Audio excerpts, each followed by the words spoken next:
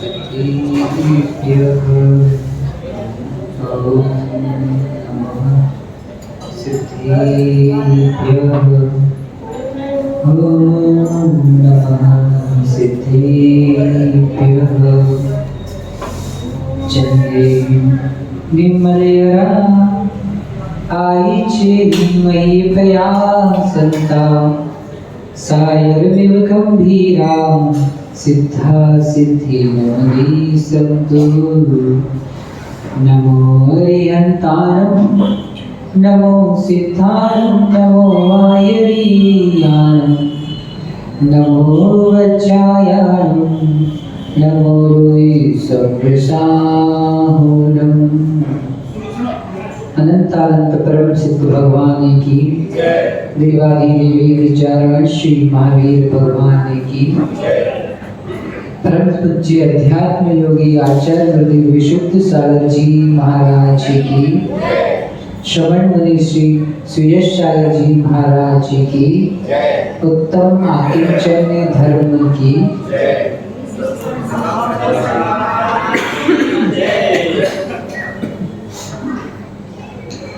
मनुष्यों भगवान महावीर स्वामी के पावन चरण विश्राम में हम सभी विराजते हैं। आज उत्तम आकिंचन्य धर्म का पवित्र दिन है। आकिंचन्य अर्थात न किंचन, किंचित मात्र भी मेरा नहीं है। एक निजात्म द्रव्य को छोड़कर शेष सभी पर द्रव्य हे हैं, ये हैं, पर उपाधि नहीं है परमार्थ दृष्टि से। यह आकिंचन्य धर्म कहला बताता है।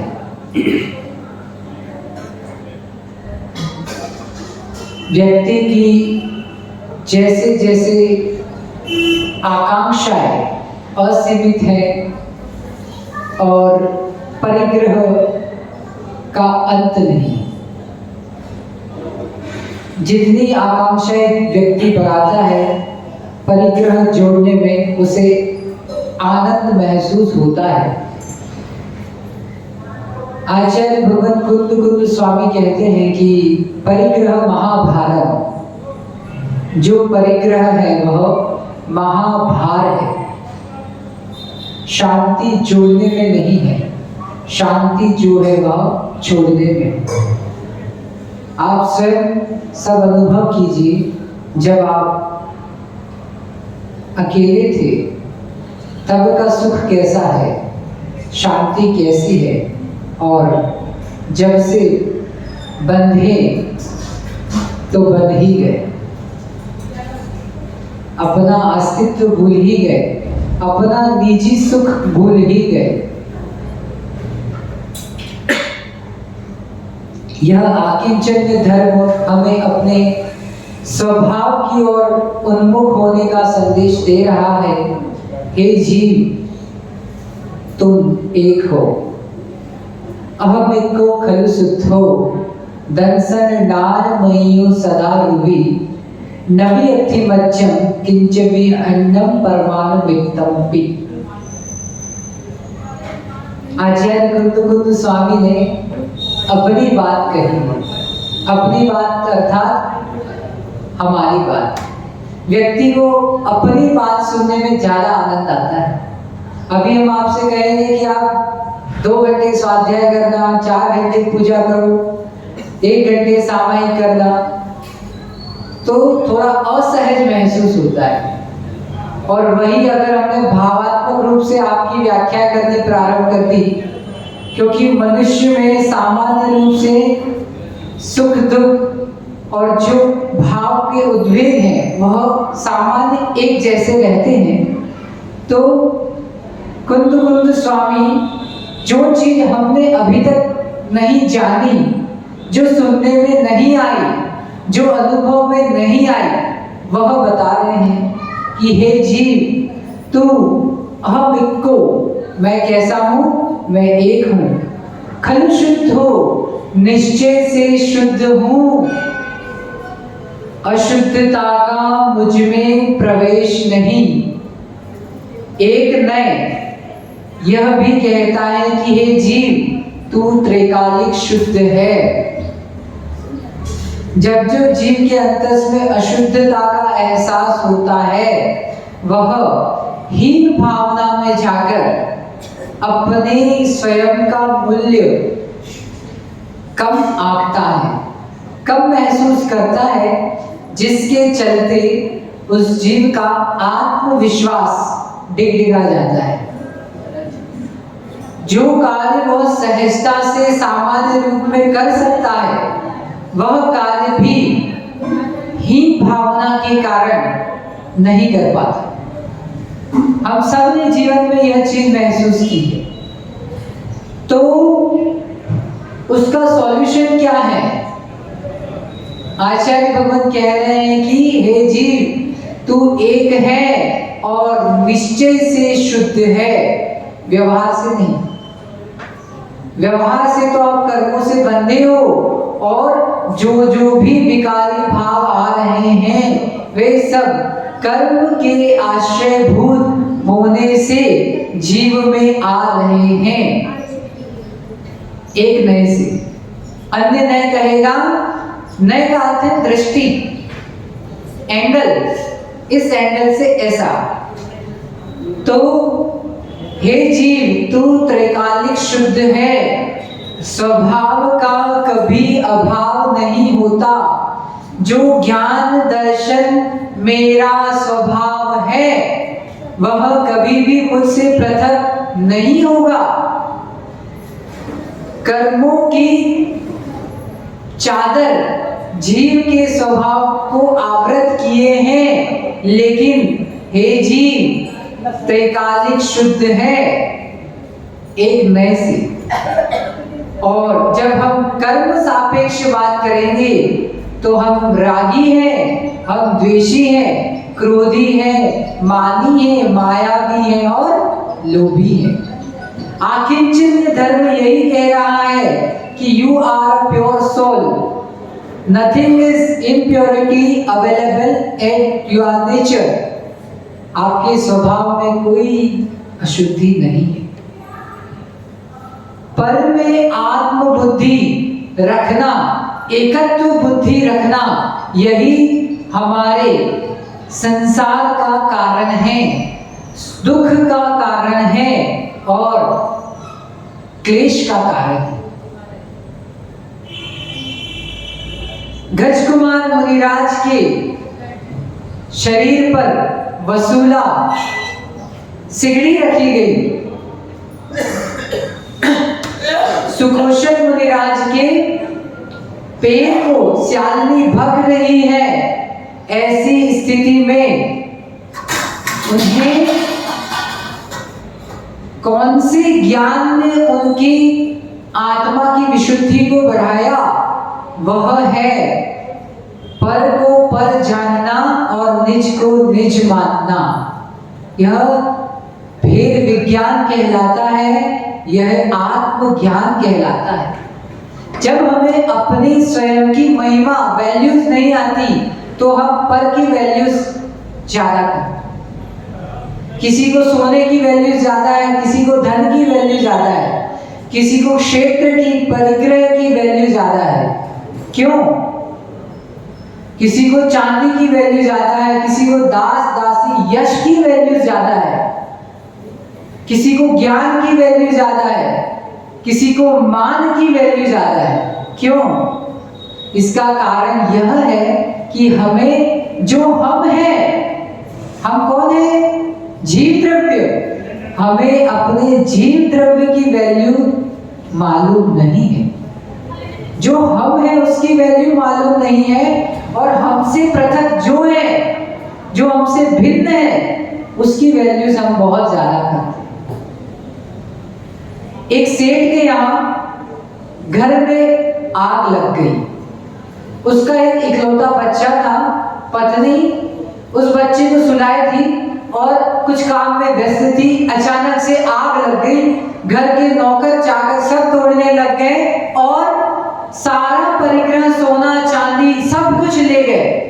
बाहर निकाल लिया मशीन, जो इंपॉर्टेंट चीजें थी, कागज, दस्तावेज, ज्वेलरी, सब कुछ जो जो मूल चीजें थी कि इतनी भीषण आग में हम कैसे रक्षा करेंगे। जल्दबाजी में सारी वस्तुएं ले गए। वह सेठ सेठानी दोनों बाहर निकल गए और अग्निशामक यंत्र से, फायर ब्रिगेड से पूरी आग बुझा दी। लेकिन आग इतनी भीषण थी कि घर का बहुत सारा हिस्सा जल चुका था। सेठ सेठानी देख रहे थे लेकिन खुश भी थे। क्यों? कि जो मूल्यवान वस्तुएं थी वो सब हमने बाहर निकाल के रख दी थी। अचानक सेठानी के मुख से जोर से चीख निकल पड़ी। क्या हो गया? एकदम से उसे याद आया कि जो मेरा छोटा सा बच्चा था वो तो मैं भूल ही गई। ओह, वो तो आग के हवाले हो गया। बाकी अब ये इकलौता बच्चा, धन संपत्ति, वैभव जो हमने निकाल के रखे, अब इसका क्या प्रयोग जब मेरी संतान ही नहीं बची। बस कुछ ऐसा ही हमारे साथ में है कि हम बाहर सबकी चिंता करते हैं, धन, परिवार, परिग्रह, लेकिन जो हमारी मूल आत्म संतान है, जो जीव द्रव्य है, वह तो कषायों की अग्नि में झुलस रहा है, उसकी हमें चिंता ही नहीं है। तो आज का यह आकिंचन्य धर्म हमें सिखलाता है कि परिग्रह महाभार है। एक दीदी आए थे हमारे पास कुछ दिनों पहले कि हमें शादी करने का मन नहीं करता और हमारा भाव है कि हम कुछ समय के व्रत ले ले या कुछ शासकीय सेवा में चले जाए। तो जिस जीव को यह भाव हो जाए कि परिग्रह महाभार है, बंधन में कष्ट है, जिसे स्वाधीनता का सुख का, स्वतंत्रता के सुख का आनंद आ गया है, अब वह कभी बंधन में बंधना पसंद नहीं करेगा।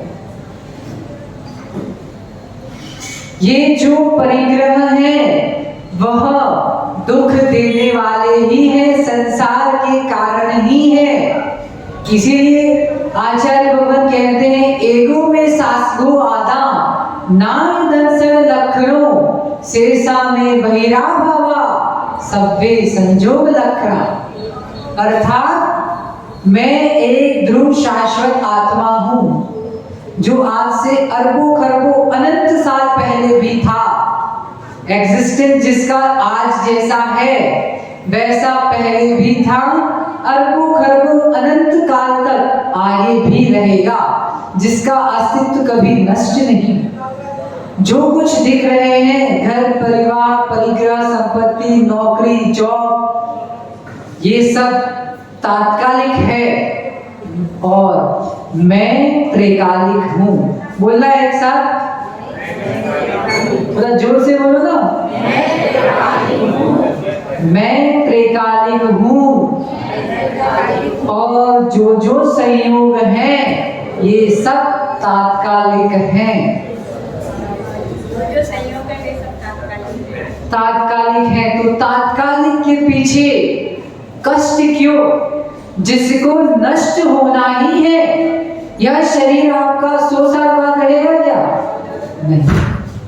धन संपत्ति, परिवार और ये सब नहीं, लेकिन आप नियम से रहोगे। तो संयोग में के पीछे स्वभाव को नहीं भूलना, यह आज का अकिंचन्य धर्म हमें बतलाता है। परिग्रह महाभार है, व्यक्ति को सुखी नहीं होने देता। परिग्रह कितने प्रकार के हैं? आज पूजा में पढ़ोगे ना आप लोग। परिग्रह 24 भेद त्याग करे, बहुत बढ़िया। मुनिराज जी त्याग करे और आप लोग क्या करेंगे? स्वीकार करेंगे। ऐसा है क्या? नहीं, हमें भी यथाशक्ति भूमिका के अनुसार त्याग करना चाहिए। 24 प्रकार के परिग्रह हैं। सबसे पहला अभ्यंतर परिग्रह और दूसरा बाह्य परिग्रह, एक्सटर्नल और इंटरनल। इंटरनल 14 प्रकार के परिग्रह होते हैं जो हमारे अंतरंग में आत्मा से, ज्ञान से जुड़े हुए हैं। मिथ्यात्व, राग द्वेष, क्रोध मान माया लोभ, हास्य रति अरति, शोक भय जुगुप्सा, स्त्री वेद, पुरुष वेद, नपुंसक वेद, ऐसे 14 प्रकार के इंटरनल यानी अंतरंग परिग्रह है जो हमारे बुद्धि में चलते रहते हैं, ज्ञान में चलते रहते हैं, मन में चलते रहते हैं। मिथ्यात्व यानी जो वस्तु जैसी है उसके विपरीत मान लेना, यह मिथ्यात्व है। पानी गर्म है स्वभाव से, यह सही है क्या? नहीं, स्वभाव से वह शीतल है। ऐसा ही वस्तु जैसी है वैसा नहीं मानना, यह मिथ्यात्व है। पर पदार्थों में इष्ट रूप प्राप्ति के परिणाम करना, हमें ये चाहिए, हमारा ऐसा होना चाहिए, ये हमें ऐसे मानने चाहिए, ये हमारी सुनना चाहिए, ये वस्तु हमें मिलनी चाहिए। जो इच्छाएं हैं, यह ज्ञान के साथ जुड़कर इच्छित वस्तु की प्राप्ति के भाव करना, यह राग है। बहुत दिनों से हम सुनते हैं राग मत करो, राग मत करो, राग मत। राग है क्या आखिर? तो जो इच्छित वस्तु है उनकी आकांक्षाओं की पूर्ति में नियंत्रण करना, विवेक करना, यह हमें अकिंचन धर्म सिखलाता है। नाहम होमी परिसिम, कि मैं पर का नहीं हूं, पर मेरा नहीं है। आलम्बरम च में आदा, बोलना एक साथ, आलम्बरम च में आदा, अर्थात मैं आत्मा का आलंबन लेता हूँ, ध्रुव आत्मा का आलंबन लेता हूँ। अन्य शेष सभी पर द्रव्य मुझसे भिन्न ही है, अन्य ही है, अन्य अनन्य नहीं हो सकता। मैं स्वयं में अनन्य हूँ और परद्रव्य मुझसे अन्य ही है। तो आज का दिन जो है वह हमें अपनी वैल्यू करने का दिन है, अपनी बात करने का, अपने स्वभाव की अपनी वैल्यू करने का दिन है। बाहर की वैल्यू तो हमने अनंत बार की, अपने यश की, वैभव की, धन संपत्ति की, मान की, लेकिन आज आकिंचन धर्म सिखाता है कि हे जीव, आप तुम अपने स्वभाव की वैल्यू करो। तो स्वभाव की वैल्यू करेंगे तो जो विभाव है अपने आप उसकी वैल्यूज कम हो जाएगी। तो आज के दिन हम सभी अपनी और अभ्यंतर और बाह्य परिग्रह में आसक्ति कम करके आत्मा को उज्जवल बनाए, इसी भावना के साथ भगवान महावीर स्वामी की, आचार्य परमेश्वरी विशुद्ध सागर जी महाराज जी की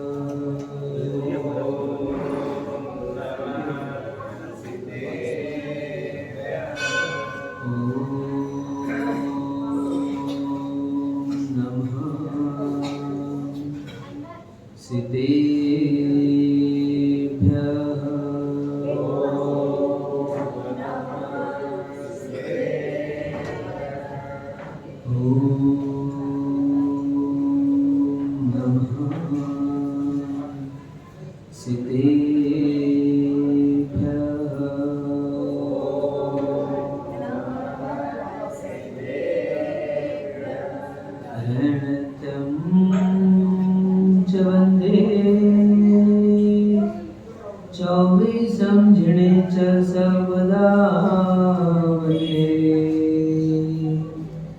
पंचगुरूणां वन्दे चारण चरणं सदा वन्दे चारण चरणं सदा वन्दे विजित मदन केतुं निर्मलं निर्विकारम् रहित सकल संगम संयमासक्त चित्तम सुनय निपुण भावं ज्ञात तत्व प्रपंचम जनन मरण भीतम सद्गुरु नौमि नित्यम् जनन मरण भीतम् मम गुरु नौमि नित्यम् जनन मरण भीतम् मम गुरु नौमि नित्यम्। जबरदन परम सिद्ध भगवान की, वर्तमान शासन नायक मूल नायक महावीर भगवान की, परम पूज्याचार्य भगवान कुंद कुंद स्वामी की, परम पूज्याचार्य भगवान विशुद्ध सागर जी महाराज की, 3.9 करोड़ मर्यादाजों की, 10 दक्षिण महापर्व की, उत्तम आकिंचन धर्म की, परमाणु माता की जय। परम पूज्य 138 श्री सागर जी सद्भाव सागर जी महाराज जी की।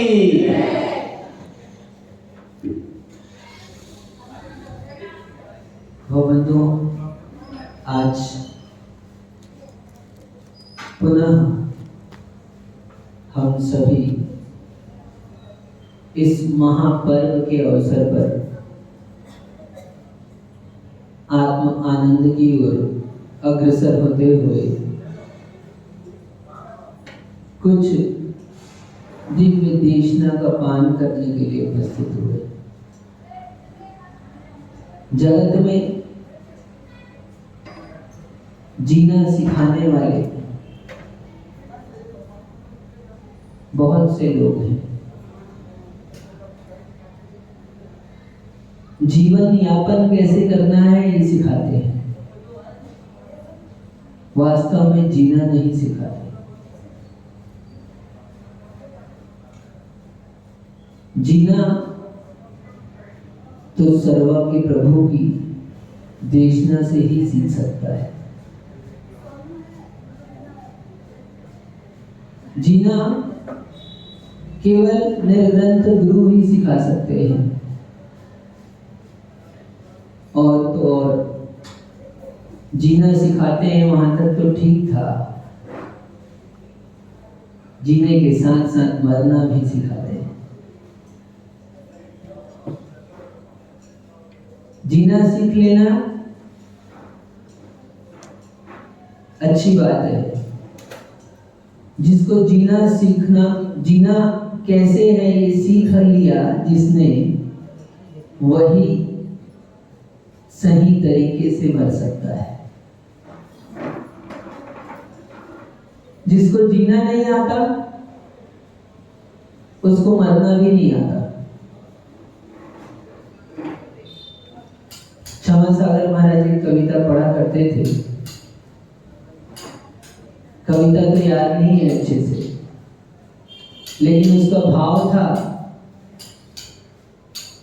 कि सारा उम्र जीने की इच्छा में मैं मरता चला गया, और जब मरने की बारी आई तो जीने की इच्छा जागृत हो गई।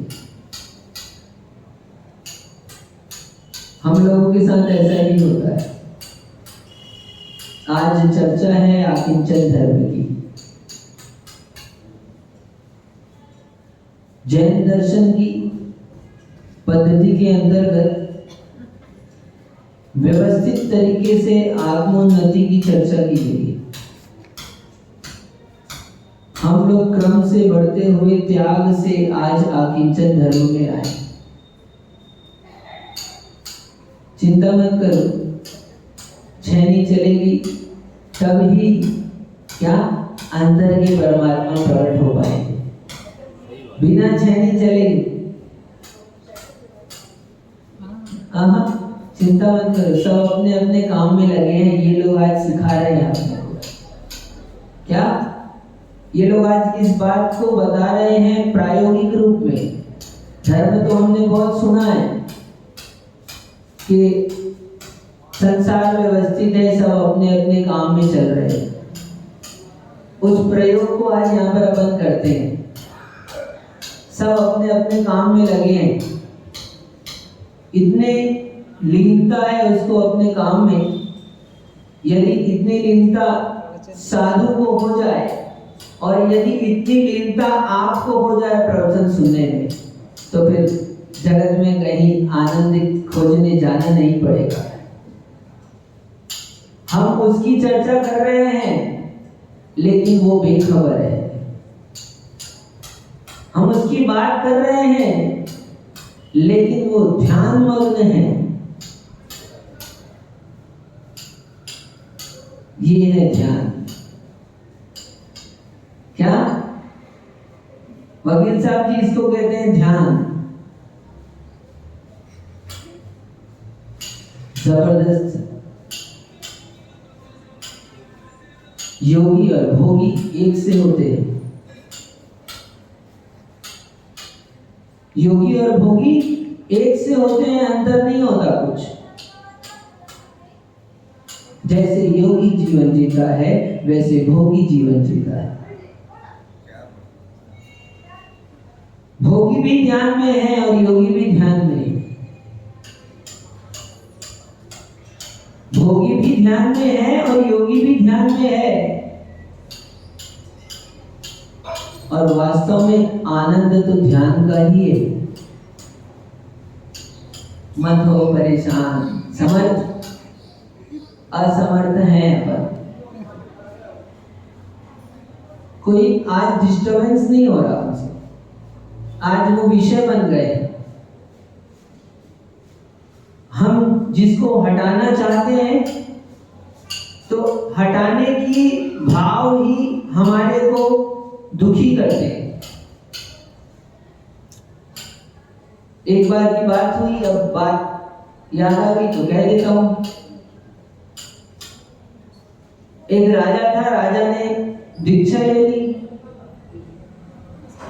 दीक्षा ली तो ध्यान में बैठता और ध्यान में बैठता तो उसको वो हीरा ही दिखाई देता। कौन सा हीरा?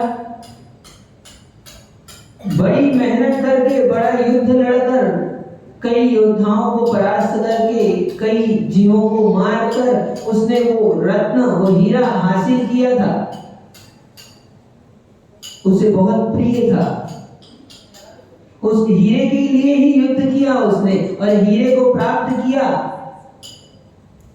हीरे को छोड़ तो दिया लेकिन क्योंकि दीक्षित हो गया, हीरे को छोड़ तो दिया लेकिन अब ध्यान में बैठे तो ध्यान में बैठे तो उसको वो हीरा ही नजर आए हर समय। समझ, जब भी ध्यान करे तो लगता है कि वो हीरा मेरा इतना कीमती मेरे सामने दृष्टिगोचर हो रहा है।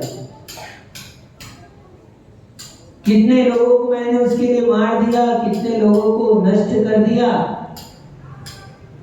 तो जब भी ध्यान करने बैठे, परमात्मा का नाम लेने को बैठे, वो हीरा सामने नजर आ जाए। हम लोगों के साथ में भी ऐसे ही होता है। कई लोग आते हैं सुबह ध्यान में और रात में फिर वैयावृत्ति में भी आते हैं तो कहते महाराज बोले 2-3 दिन हो गए बैठ रहा हूँ, ध्यान लगता ही नहीं है। क्या? जैसे ही ध्यान चालू होता है बोले मैं सुनता हूँ लेकिन ध्यान नहीं लगता। ध्यान कैसे लगे? ध्यान कोई अलग वस्तु नहीं है, ध्यान लगाने की जरूरत नहीं है। ध्यान लगाने का प्रयास, ध्यान लगाने का प्रयत्न, ध्यान लगाने की कोशिश, ध्यान लगाने का पुरुषार्थ ही ध्यान में बाधक है। बात थोड़ी अजीब सी है, सुनने से समझ नहीं आएगी, प्रयोग करोगे तब पता चलेगा। तो जब भी ध्यान करने बैठता उसको रत्न, उसको हीरा ही सामने में नजर आता, और नजर आता तो परेशान हो जाता। वो सोचता कि मैंने तो छोड़ दिया है, हटे ये हीरा मेरे सामने से। और जब ये हटे तब परमात्मा दिखे, परमात्मा का दर्शन नहीं हो रहा है, सालों हो गए मेरे को ध्यान करते। जब परमात्मा के लिए बैठता हूँ तो हीरा दिखता है। आप लोगों को भी ऐसा ही होता होगा, है ना? बस ये है कि उसने बहुत मेहनत करके, बहुत मार धाड़ करके, लोगों को नष्ट करके वो हीरा प्राप्त किया था। आपने भी थोड़ी मेहनत की है, किसी को मारा भले ही नहीं हो, लेकिन प्राप्त किया है। और जो प्राप्त किया है उसी का ध्यान होता है। ध्यान करने बैठते तो ध्यान होता है किसका? दुकान दिखाई देती है, मकान दिखाई देते हैं, और पत्नी या बच्चे दिखाई देंगे। अद्वैत के ध्यान में भी द्वैत ही दिखाई देगा हर समय। वही दिखाई देता है जिसको हम हटाना चाहते हैं। तो जब भी ध्यान करने बैठता वो रत्न, वो हीरा उसके सामने में आ जाता। अब वो सोचे कि ये रत्न हटे और तब परमात्मा के दर्शन हो। मैं सब कुछ छोड़ दिया, मुझे कुछ ध्यान नहीं आता, लेकिन ये रत्न हमेशा मेरे ध्यान में सामने। इसका क्या किया जाए? बहुत कोशिश के बाद में भी वो रत्न हटा नहीं, वो रत्न हट नहीं सकता था। वो आया गुरु के पास, उसने कहा गुरुजी मुझे बहुत साल हो गए, मैं बहुत प्रयास कर रहा हूँ, बहुत प्रयत्न कर रहा हूँ कि मुझे परमात्मा के दर्शन हो जाएं, लेकिन परमात्मा के दर्शन निर्मल भी है। बहुत कोशिश कर रहा हूँ कि निर्मल हो जाए मन मेरा, लेकिन मन निर्मल नहीं हो रहा है। तो गुरु जी ने बहुत अच्छा उपाय बताया, बहुत जल्दी आपको उपाय बता दे रहा हूँ। गुरु जी ने कहा जो रत्न तुमको दिखाई दे रहा है, जिस रत्न को तुम हटाना चाहते हो, बहुत पुरुषार्थ से तुमने प्राप्त किया है, उस रत्न में ही परमात्मा को देखो। वो परमात्मा का रूप है, उस रत्न में ही परमात्मा को देखो, वो परमात्मा का ही रूप है। तुम उसको हटाकर परमात्मा के दर्शन करना चाहते हो, वो हटता है तो परमात्मा हट जाते हैं। तुम उसको नहीं हटाते, तुम तो परमात्मा को हटा देते हो। और जब परमात्मा को ही हटा दो तो परमात्मा कहां से दिखे? तुम उस रत्न को मत हटाओ, उस हीरे को, उस कोहिनूर को मत हटाओ, तुम उसमें परमात्मा को देखने लग जाओ। जब तुम उसमें परमात्मा को देखोगे तो पहले तो रत्न दिखाई देगा, लेकिन देखते देखते देखते देखते तुम पाओगे कि रत्न नष्ट हो गया, परमात्मा शेष बचा है। हम सभी अपने आसपास के लोगों में क्या देखते हैं? उस व्यक्ति को ही देखते हैं, और व्यक्ति को देखते हैं तो उस व्यक्ति से हम दुखी होते हैं, क्योंकि हम उसको हटाना चाहते हैं, उसको मिटाना चाहते हैं, उसको नष्ट करना चाहते हैं। तुम ये मान लो कि जो व्यक्ति तुम्हारे नेत्रों के सामने में उपस्थित हुआ है, जो तुम्हारे ध्यान में उपस्थित हुआ है, वो व्यक्ति नहीं है, वो परमात्मा है। वो परमात्मा का रूप है। और जब तुम उसको परमात्मा मानकर देखना प्रारंभ करोगे तो धीरे धीरे धीरे धीरे धीरे धीरे केवल परमात्मा बचेगा, बाकी सब कुछ अलग हो जाने वाला है। यही आकिंचन धर्म हमको बता रहा है। ये मेरा है। क्या? ये मेरा है, कुछ नहीं, बस इतना सा भाव। संसार में बांधे रखने का कारण बस इतना सा भाव, ये मेरा है। ये जो अभिप्राय है अंतरंग में, यही हमको रोके हुए है,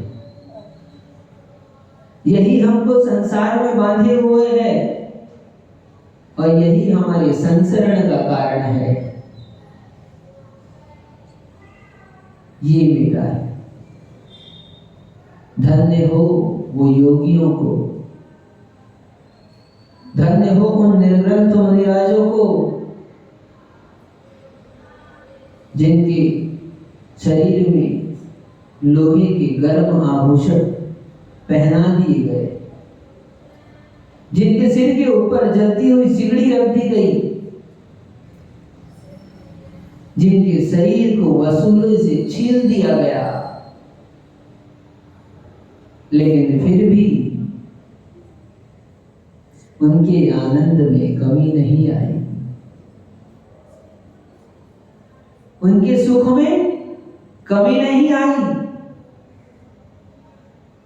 क्या शक्ति थी? क्या कारण था? केवल एक भाव। ठीक जो आपका भाव है, उस भाव से ठीक विपरीत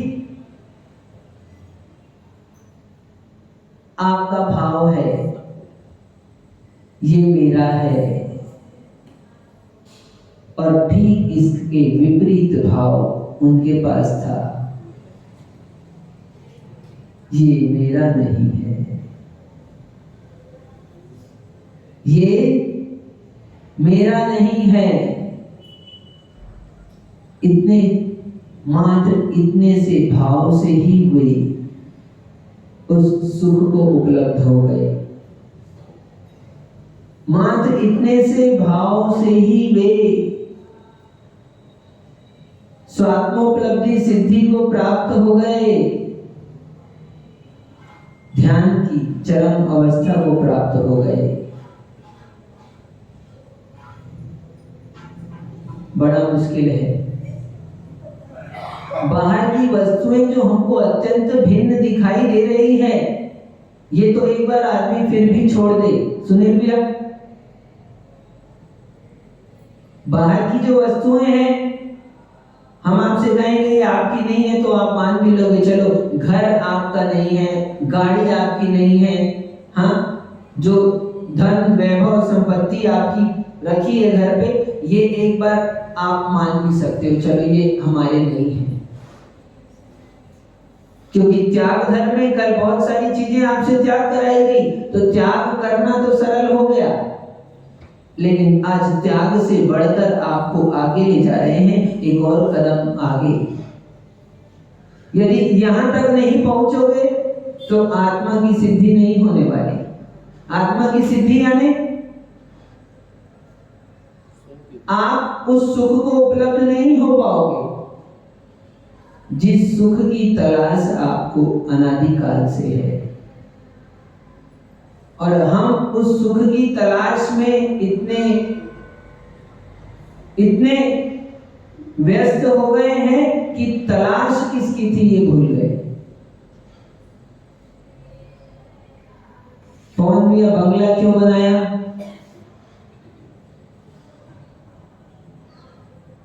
सुंदर महल बनाया आपने, वर्तमान में महल कहते हैं उसको। क्यों बनाया? सुनील भैया गाड़ी क्यों खरीदी?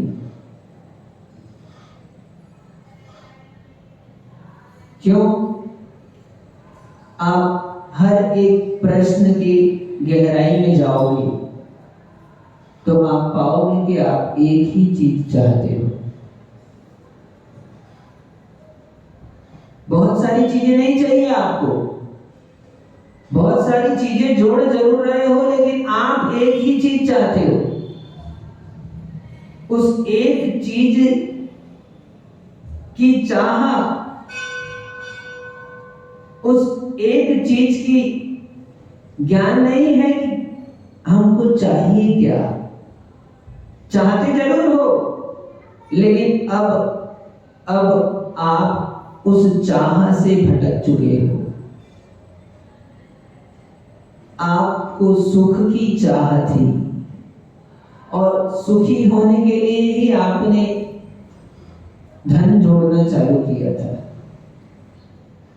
और जैसे ही धन जोड़ना चालू किया फिर आप थोड़ा आगे बढ़कर आप भूल गए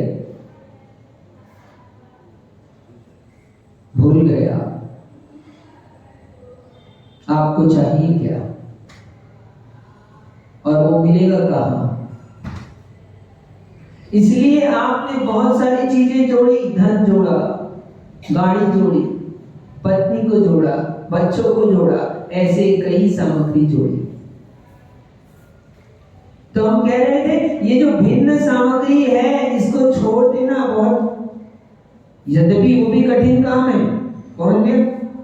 यद्यपि वो भी कठिन काम है, लेकिन फिर भी किसी अपेक्षा से सरल है।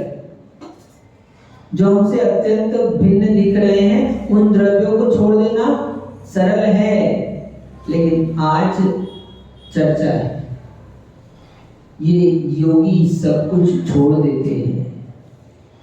घर छोड़ दिया, संपत्ति छोड़ दी, परिवार के लोगों को छोड़ दिया, लेकिन आज साधना के स्तर पर यदि आगे बढ़ना है तो योगियों का एक और परिग्रह होता है, गात्र मात्र परिग्रह।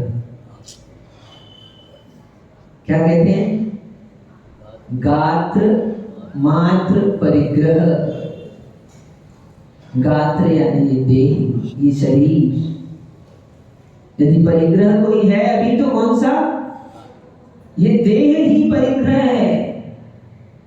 बाकी परिग्रह तो छोटे हैं, सबसे बड़ा परिग्रह तो ये देह ही है। बचपन से, जन्म से इस पर्याय को प्राप्त किया, तभी से ये शरीर हमारा साथ में है,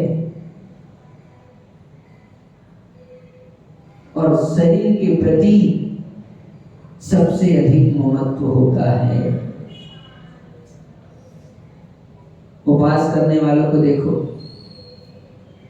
धन्य है ये जीव,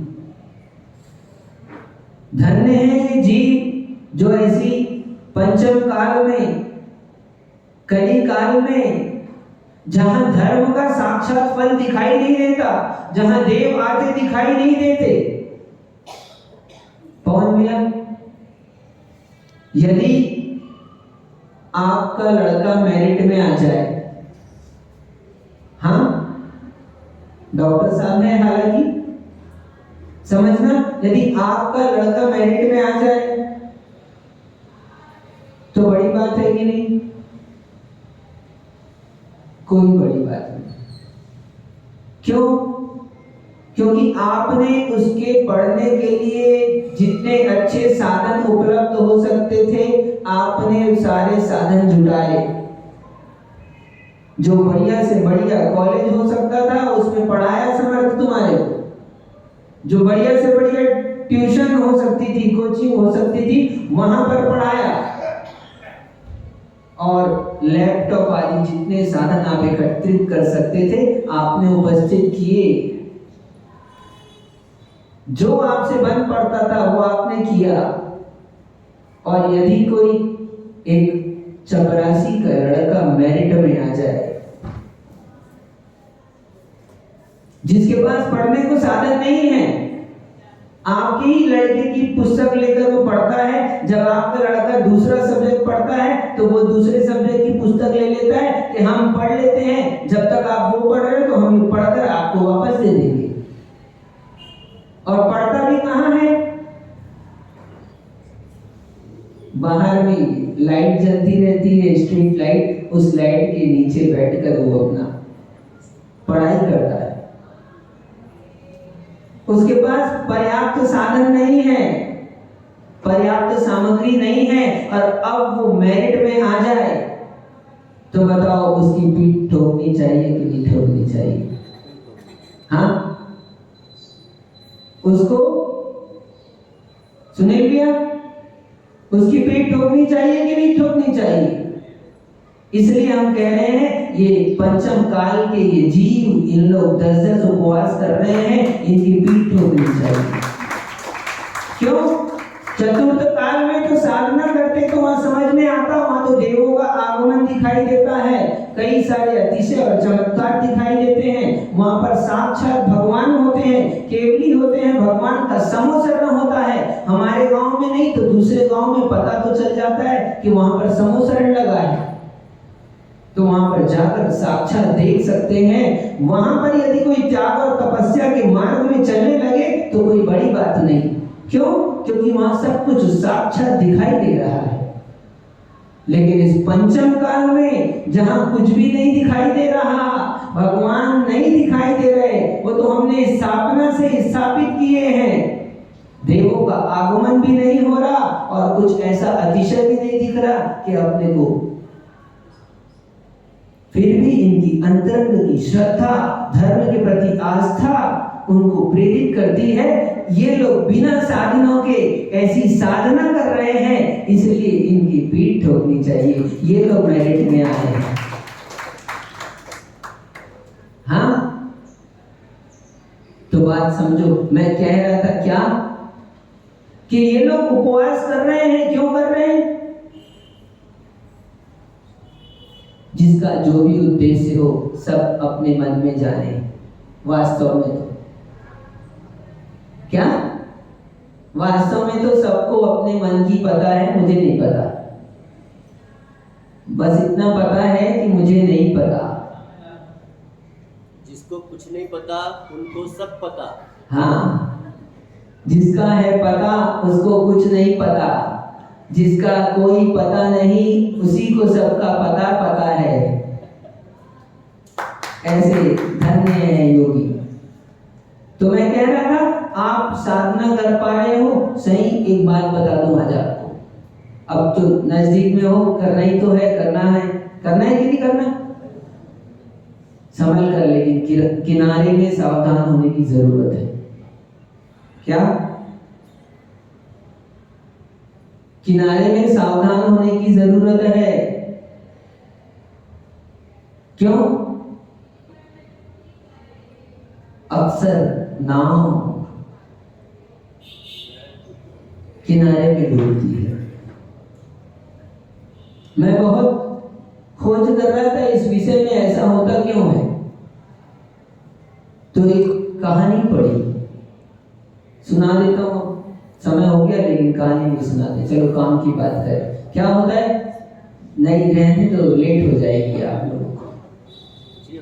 हाँ, अरे हमको जाने दो, फिर कभी हो जाएगा। चलो शॉर्ट कर दे रहे हैं। एक गुरु के पास एक शिष्य पहुंचा और गुरु जी बहुत महारथी थे। किसमें? हर कोई किसी न किसी क्षेत्र में महारथ को प्राप्त होता है, हर कोई अपने अपने विषय में गुरु होता है। वकील साहब जी, आप भी गुरु हैं, बैठे हैं बाजू में, नाम क्या है भैया जी का? प्रदीप भैया, ये भी गुरु हैं। ठीक, समर्थ तुम भी गुरु हो कि नहीं हो? वकालत में आप गुरु हो, व्यापार में ये गुरु हैं, और ज्ञान में समर्थ साइंटिस्ट हमारा वो भी गुरु है, सुनील भैया भी गुरु है, ऐसी बात नहीं है, सब गुरु होते हैं। तो वो गुरु जी थे क्या, पेड़ चढ़ना आता था, पेड़ चढ़ने में महारत था। पेड़ जितना भी बड़ा वृक्ष हो, उस वृक्ष की सबसे ऊंचाइयों को प्राप्त कर लिया करते थे। 80-80, 90-90, 100-100 फीट के नीलगिरी के वृक्षों के ऊपर में भी वो चढ़ जाया करते थे। तो एक बार एक छात्र उनके पास सीखने के लिए आया, बहुत दिन तक उन्होंने सीखने के बाद में वो एक दिन पेड़ पर चढ़ने लगा। गुरुजी ने कहा आज तुम्हारी परीक्षा है, देखते हैं क्या होता है। गुरुजी ने कहा आज तुमको इस वृक्ष के सबसे शिखर पर पहुंचना है, सबसे ऊंची डाल पर तुमको पहुंचना है। गुरुजी ने कहा हम यहां से देख रहे हैं, तुम चढ़ना प्रारंभ करो। जैसे उसने चढ़ना प्रारंभ किया और गुरुजी की एक और दृष्टि डाली, गुरुजी ने बोला स्टार्ट। वो चढ़ना चालू किया और गुरुजी ने आंख बंद कर ली। गुरुजी ने आंख बंद कर ली और वो चढ़ रहा था। चढ़ते चढ़ते सोचा देखते जाएं गुरुजी को, चढ़ते हुए देख भी रहा था। जैसे चालू किया तब देखा एक बार, फिर चढ़ता गया चढ़ता गया चढ़ता गया चढ़ता गया चढ़ता गया चढ़ता गया और ऊपर तक पहुंच गया। उसने देखा अब पहुंच गया, देखे तो गुरुजी को। ऊंचाइयों को प्राप्त करने के बाद में देखने की इच्छा होती है, नीचे दिखता है कोई तो और ज्यादा मजा आती है, आनंद आता है। आपको आता हो या नहीं आता हो, आता है कि नहीं आता? संसार के सभी प्राणियों के साथ ये होता है, इसलिए इससे इनकार मत करना। और मना कर भी दोगे तो मैं मान नहीं लूंगा। क्या आप मना कर भी दो मंत्री जी तो मैं मान नहीं सकता इस बात को। जो ऊंचाइयों में चढ़ता है, ऊंचाइयों को प्राप्त करता है और ऊंचाइयों से फिर नीचे किसी व्यक्ति को देखता है तो आनंद आता है। यदि नहीं आता होता तो वो इंसान नहीं है। वो यदि ऊंचाइयों पर पहुंचकर नीचे व्यक्ति को देखकर आनंद नहीं आ रहा, इसका मतलब वो इंसान नहीं है। तो क्या है? सही कह रहे हैं वकील साहब, इसका मतलब वो इंसान नहीं है, वो तो भगवान हो चुका है। क्योंकि एक वही है जो ऊंचाइयों को प्राप्त कर लेते हैं और इतनी ऊंचाइयों को प्राप्त करने के बाद में भी सारा तीनों जगत उनके ज्ञान में झलकता है, लेकिन वो प्रतिक्रिया नहीं करते। तो उसने सोचा हम बहुत आज गुरुजी परीक्षा लेने वाले थे और परीक्षा इसी बात की थी कि चोटी पर पहुंचना है, और आज हम पहुंच चुके हैं। इतने दिन से इन्होंने जो शिक्षा दी, सिखाया, वो आज सब वो पहुंचने के बाद में पहुंचकर देखा गुरुजी आंख बंद करके बैठे। उसने प्रयास भी किया, थोड़ा आवाज भी लगाई कि एक बार दृष्टि तो पड़ जाए उनकी कि मैं ऊंचाइयों को प्राप्त कर चुका हूं। क्या एक बार, क्योंकि परीक्षा थी और परीक्षा में जब परीक्षा इसी बात की थी कि ऊंचाइयों को प्राप्त करना है, तो वो जब उतरने को हुआ, बहुत कोशिश की, पहले ऊपर से नहीं सुन पाया गुरुजी, तो ध्यान में बैठ गए आंख बंद करके। तो उतरते उतरते उतरते उतरते उतरते उतरते फिर गुरुजी ने कहा सावधान। वो सोच में पड़ गया, उतर के आया गुरुजी के पास में और गुरुजी से कहा इतनी देर से तो आपने आंखें बंद रखी थी, मैं ऊपर चोटी पर पहुंच गया और चोटी पर पहुंचने के बाद में मैंने आवाज भी लगाई, तब भी आपने आंखें नहीं खोली। और जब मैं उतर रहा था और बस नजदीक में था तब आपने आवाज लगाई, सावधान, ऐसा क्यों? बोले मुझे विश्वास था कि तुम ऊंचाई को प्राप्त कर लोगे, इसमें कोई संदेह नहीं। परीक्षा तो तुम उत्तीर्ण कर ली, तुमने वहां तक पहुंचकर, लेकिन कुछ विषय बाकी था जो बताना रह गया था। इसलिए तुम जब उतर रहे थे, नजदीक में पहुंचे, तो मैंने कह दिया सावधान, क्योंकि ऐसा होता है व्यक्ति किनारे पर पहुंचता है तो लगता है हम तो पहुंच चुके हैं, और पहुंच चुके हैं तो बेखबर हो जाता है, आनंद में मस्त हो जाता है, उपयोग हटा लेता है, एकाग्रता को छोड़ देता है। जिस कारण से वो कार्य कर रहा था उस कारण को भूल जाता है। 2 दिन बहुत सम्मान होने वाला है आप लोगों को, बस सावधान। मैंने भी कह दिया सावधान। 8 दिन तो कुछ नहीं कहा, लेकिन आज कहता हूं सावधान। क्यों? क्योंकि हमने साधना की है, उपवास किया है, व्रत किया है अपने भावों की, अंतरंग की विशुद्धि के लिए। अब जो दिन 2 दिन होगा उसको भी आप साधना के रूप में ही देखें, ज्ञाता दृष्टा बनकर ही देखें। यदि उसमें आनंद आने लगा तो समझ लेना आप साधना से चूक गए हैं, आप एकाग्रता से भटक गए हैं। जो प्राप्त करना था वो प्राप्त नहीं हो पाएगा। इसलिए सावधान, किनारे पर ही खतरा होता है। अक्सर नाव किनारे पर ही डूबती है। व्यक्ति सोचता है हम तो पहुंच गए और फिसल जाता है। इसलिए सावधान। समझदार हैं आप लोग? तो अकिंचन धर्म में इतनी सी बात कहनी है। बात क्या? ये मेरा है। जो हमने मान के रखा है ना, तो बाहर के परिक्रम को तो फिर भी छोड़ दे, लेकिन ये शरीर, और मैं कह रहा था इन लोग ने उपवास क्यों कर लिया? ये लोग यदि शरीर को देखते तो इनसे उपवास नहीं हो सकता था। इन लोगों को भी नहीं पता है। ये लोग यदि शरीर को अपने देखते तो शरीर सूखते दिखाई देता, और सूखते दिखाई देता तो आज लगता है क्या हो रहा है। तो जिसको शरीर पर दृष्टि है उससे उपवास नहीं होगा। कांच देखोगे, दर्पण देखोगे तो चेहरा कैसा दिखेगा? खाए पिए, हाँ, नहाए के बाल और खाए के गाल अलग दिखाई देते हैं। देते कि नहीं देते? तो उपवास करते ही, एक दिन का उपवास करो, एक आसन ही कर लो तो चेहरा कैसा हो जाता है।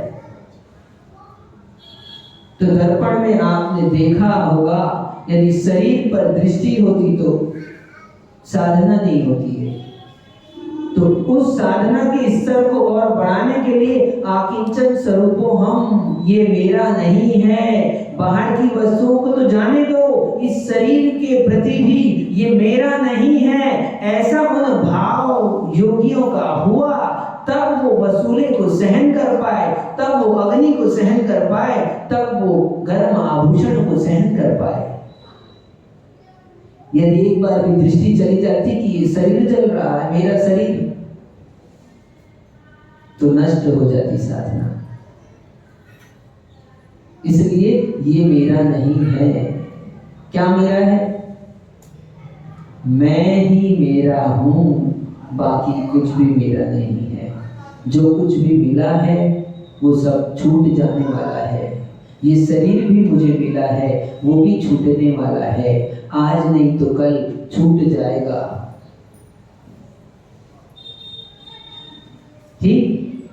बस इसलिए इस शरीर से भी ममत्व को कम करो, सभी परिग्रहों में महापरिग्रह शरीर का परिग्रह है। सबसे ज्यादा इच्छा क्या?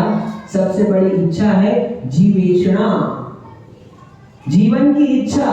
और हम अपने इस शरीर के राग में कितने अन्य प्राणियों को प्राणों के घात उतार देते हैं।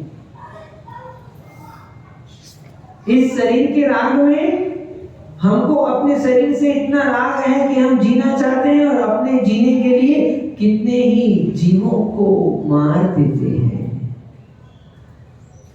अब किस किस तरह से वो आप सब जानते हो।